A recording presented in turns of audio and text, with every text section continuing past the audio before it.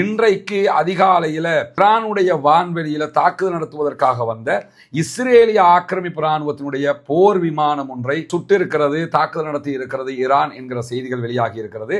Iran மேல attack பண்றான், ஈரானுக்கு அடிக்கிறான், அடிச்சு புட்டு ஈரானுடைய பெட்ரோலை வாங்கிக்க என்று சொன்னா எப்படி இருக்கும்? அமெரிக்க அதிபர் டொனால்ட் ட்ரம்ப் வளம மாதிரி இன்னைக்கும் ஒரு கம்பியை கட்டுற கதையை சொல்லியிருக்கிறார். என்னன்னு கேட்டா 4 முதல் 6 வாரங்களில் யுத்தம் முடிவுக்கு வரும், 1.5 மாசத்துக்குள்ள யுத்தத்தை முடிப்போம்னாரு.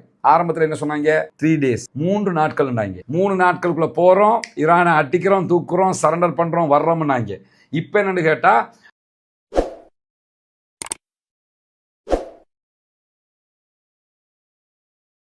அன்பிற்கினிய சகோதர சகோதரிகளை நம் அனைவர் மீதும் ஏக இறைவனுடைய அமைதியும் கருணையும் உண்டாகட்டுமாக என்கிற உயரிய பிரார்த்தனைகளோடு 2 ஆண்டுகளுக்கு மேலாக காசா மீதான இஸ்ரேலிய ஆக்கிரமிப்பு இராணுவத்தினுடைய யுத்தம் உச்சமாக தொடர்ந்த நிலையில அந்த யுத்தம் தற்போது ஒரு யுத்த நிறுத்தமாக மாற்றப்பட்டு இன்றோடு 162வது நாட்களை நாம் தாண்டி கொண்டிருக்கிறோம். இந்த சந்தர்ப்பத்திலே மத்திய கிழக்கிலே குறிப்பாக ஈரானை இலக்கு வைத்து அமெரிக்க இஸ்ரேலிய தாக்குதல்கள் உச்சமாக தொடர்ந்து கொண்டிருக்கக்கூடிய சூழல்ல ஈரானும் அதற்கு பதிலடியாக உலகமே ஸ்தம்பிக்கிற விதமாக ஹொர்முஸ் நீர்நிலையை மூடியிருக்கிறது.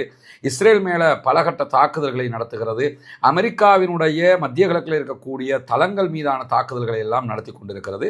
இப்படியான சூழலில் என்னவெல்லாம் நடந்திருக்கிறது இன்றைய நாளில் என்கிற செய்திகளைத்தான் இன்றைக்கு நம்ம பார்க்க இருக்கிறோம். குறிப்பாக ஈரான்ல இருந்து தற்போது ஏவுகணைகள் ஏவப்பட்டிருக்கிறது இஸ்ரேலை நோக்கி என்கிற செய்திகளை இஸ்ரேல் அறிவித்திருக்கிறது. அதே நேரம் IRGC மிக கடுமையான ஏவுகணைகளை தற்போது இஸ்ரேலை நோக்கி ஏவியிருக்கிறோம் என்கிற செய்திகளை சொல்லியிருக்கிறார்கள். தொடர்ந்து இஸ்ரேலுடைய டெல் அவீவ் உள்ளிட்ட பல நகரங்களை நோக்கி ஈரான் மிக கடுமையான தாக்குதல்களை நடத்தி வருகிறது. ஈரானுடைய தாக்குதல்களை எதிர்கொள்ள முடியாமல் அமெரிக்க இஸ்ரேலிய